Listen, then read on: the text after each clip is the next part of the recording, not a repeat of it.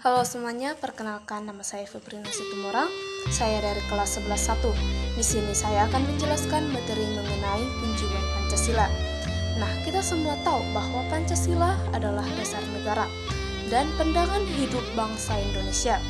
Nama ini berasal dari bahasa Sanskerta yang terdiri dari dua suku kata, yaitu yang pertama Panca yang artinya 5 dan Sila yang artinya dasar, yang merujuk pada 5 prinsip dasar penyangga negara Indonesia, yaitu yang pertama ketuhanan yang Maha Esa, yang kedua kemanusiaan yang adil dan beradab, yang ketiga persatuan Indonesia, yang keempat kerakyatan yang dipimpin oleh hikmat kebijaksanaan dalam permusyawaratan perwakilan, yang kelima keadilan sosial bagi seluruh rakyat Indonesia. Menjiwai Pancasila. Menjiwai Pancasila dapat dikategorikan menjadi 4 bagian. Yang pertama yaitu keterkaitan antar sila Pancasila. Pancasila bukan hanya sekumpulan 5 sila, tetapi sebuah sistem nilai yang terintegrasi secara organis. Setiap sila saling berhubungan, menjiwai, dan melengkapi dalam sebuah rangkaian yang koheren. Dimulai dari sila pertama atau ketuhanan yang Maha Esa. Ketuhanan yang Maha Esa berfungsi sebagai dasar spiritual dan moral yang mendasari dan menjiwai keempat sila lainnya. Semua tindakan yang dilandasi sila kemanusiaan, persatuan, kerakyatan, dan keadilan sosial harus diilhami oleh nilai-nilai ketuhanan. Sebaliknya, pengalaman keempat sila tersebut merupakan perwujudan dari keimanan dan ketakwaan. Yang kedua atau sila kemanusiaan yang adil dan beradab. Sila ini adalah sila perwujudan nyata dari sila pertama dalam kehubungan antar sesama manusia. Kasih sayang kepada sesama yang diajarkan semua agama menjadi landasan untuk memperlakukan manusia secara adil dan beradab. Yang ketiga atau sila persatuan Indonesia tidak dapat terwujud tanpa dilandasi oleh rasa kemanusiaan yang adil. Prinsip kebangsaan Indonesia adalah bagian dari identitas kemanusiaan yang universal yang mengakui kesetaraan semua bangsa. Yang keempat, kerakyatan yang dipimpin oleh hikmat kebijaksanaan dalam permusyawaratan perwakilan. Sila ini menjamin bahwa prinsip kebangsaan atau sila ketiga dijalankan dalam prinsip kedaulatan rakyat. Negara dijalankan oleh dan untuk semua rakyat, bukan untuk golongan tertentu. Yang kelima, keadilan sosial. Keadilan sosial bagi seluruh rakyat Indonesia adalah tujuan akhir sekaligus dasar dari pelaksanaan demokrasi atau sila keempat. Demokrasi tidak hanya tentang kebebasan politik, tetapi harus mengarah pada terwujudnya keadilan sosial dan kesejahteraan ekonomi bagi seluruh rakyat. Nah, kita masuk kepada bagian yang kedua atau inti atau makna-makna dari sila tersebut.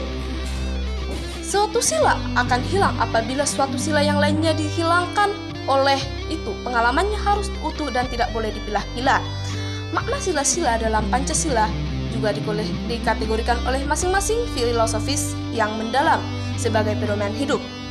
Yang pertama, ketuhanan yang Maha Esa. Ketuhanan yang Maha Esa memiliki makna Indonesia adalah negara yang berketuhanan, bukan negara agama ataupun sekuler. Nilai-nilai ketuhanan menjiwai seluruh aspek kehidupan bermasyarakat, berbangsa, dan bernegara. Yang terimplikasi negara menjamin kemerdekaan setiap penduduk untuk pemeluk agamanya dan beribadah menurut agamanya. Sila ini menjamin sumber etika dalam moral bangsa. Yang kedua adalah sila kemanusiaan yang adil dan beradab. Makna pengakuan terhadap harkat dan martabat manusia sebagai makhluk Tuhan yang setara. Kata adil menekankan pada kepatuhan pada norma objektif, sedangkan beradab berarti sikap yang dilandasi nilai-nilai budaya dan moral yang luhur. Terimplikasi dalam menghormati hak asasi manusia atau HAM, tidak terdiskriminatif dan mengembangkan sikap saling menghargai. Yang ketiga, persatuan Indonesia.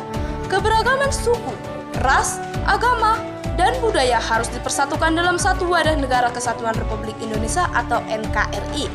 Persatuan mengandung arti bersatunya berbagai corak yang beraneka ragam menjadi satu kebulatan. Terimplikasi dari memupuknya rasa cinta tanah air, menjaga keutuhan NKRI dan mengutamakan kepentingan bangsa di atas kepentingan pribadi atau golongan. Yang keempat, kerakyatan yang dipimpin oleh hikmat kebijaksanaan dalam permusyawaratan perwakilan. Makna dari kedaulatan berada di tangan rakyat dan dilandaskan oleh Undang-Undang Dasar. Demokrasi diterapkan dalam demokrasi Pancasila yang mengedepankan musyawarah untuk mufakat dan dengan dilandasi hikmat kebijaksanaan, bukan sekedar suara terbanyak, terimplikasi dalam setiap warga negara memiliki hak dan kedudukan yang sama dalam permusyawaratan. Keputusan diambil dengan akal sehat dan hati nurani yang jujur, mengutamakan kepentingan bersama, bukan kepentingan pribadi. Yang kelima, keadilan sosial bagi seluruh rakyat Indonesia. Sila ini adalah sila yang berorientasi pada tujuan bernegara, yaitu mewujudkan masyarakat Indonesia yang adil, makmur secara lahir dan batin. Keadilan sosial mencakup seluruh rakyat tanpa terkecuali, mengimplikasikan pemerataan pembangunan dan hasil-hasilnya, pengetesan kemiskinan, dan menjamin terpenuhinya hak-hak dasar negara di bidang sosial dan ekonomi. Yang ketiga adalah bagian dari Pancasila dalam tindakan. Internalisasi Pancasila harus terwujud dalam tindakan nyata, bukan hanya dalam pemahaman. Generasi muda termasuk melalui budaya populer menunjukkan cara mereka mengekspresikan nilai-nilai Pancasila, nasionalisme dan patriotisme. Semangat mendukung tim nasional, menyanyikan lagu Garuda di dadaku, dan berkibar lenyap bendera merah putih adalah bentuk nyata dari pengalaman sila ketiga. Pancasila sebagai perjanjian luhur merupakan Pancasila adalah hasil kesepakatan para pendiri bangsa dari berbagai latar belakang. Oleh karena itu, setiap generasi memiliki tanggung jawab untuk melestarikannya, mengembangkan dan mengamalkannya, bukan untuk menggantinya. Pancasila juga menjadi bagian dalam kehidupan sehari-hari. Pengalaman Pancasila dapat dimulai dari yang sederhana, seperti menghormati orang yang lebih tua, toleransi dalam pergaulan, aktif berdiskusi, jujur dalam ujian, dan peduli terhadap lingkungan. Yang keempat adalah Pancasila sebagai ideologi negara. Ciri dari ideologi negara yaitu mulai dari pengertiannya. Ideologi dari bahasa Yunani yang terdiri dari dua kata, idea yang artinya gagasan dan logos yang artinya ilmu. Maka ideologi adalah sistem pengetahuan, nilai dan keyakinan yang dijadikan landasan untuk memahami dunia, menentukan sikap serta tindakan. Ciri-cirinya adalah memiliki pandangan dunia yang komprehensif, mengandung nilai-nilai dan tujuan yang ingin dicapai, memengaruhi kebijakan publik, memberikan identitas dan pembeda bagi penganutnya, dapat mendorong perubahan sosial, bersifat adaptif terhadap tantangan zaman. Nah, yang kedua, Pancasila sebagai ideologi negara Republik Indonesia. Pancasila memberikan arah dan tujuan bagi pembangunan bangsa. Pancasila sebagai meja statis dan legislatif dinamis. Meja statis artinya Pancasila berfungsi sebagai dasar yang kokoh dan pemersatu. Seperti meja yang stabil, ia adalah titik temu yang pertemukan segala keberagaman bangsa Indonesia. Dasar ini tidak berubah dan menjadi pijakan tetap. Sedangkan yang kedua, legislatif dinamis merupakan bintang penuntun. Pancasila juga berfungsi sebagai penuntun arah yang dinamis, seperti yang tercermin dalam memberikan cita-cita dan kemampuan untuk berevolusi, merespon tantangan zaman tanpa kehilangan prinsip dasarnya. Sifatnya luwes dan adaptif, memungkinkan Indonesia berkembang tanpa meninggalkan jati dirinya. Dengan dua sifat ini, Pancasila mampu menjadi landasan yang tegap, tetap, sekaligus kompas yang dapat membimbing bangsa Indonesia menuju masa depan yang lebih bagus. Sekian pemaparan yang bisa saya sampaikan. Bila ada kesalahan kata mohon dimaafkan. Semoga bermanfaat bagi kita semuanya. Terima kasih.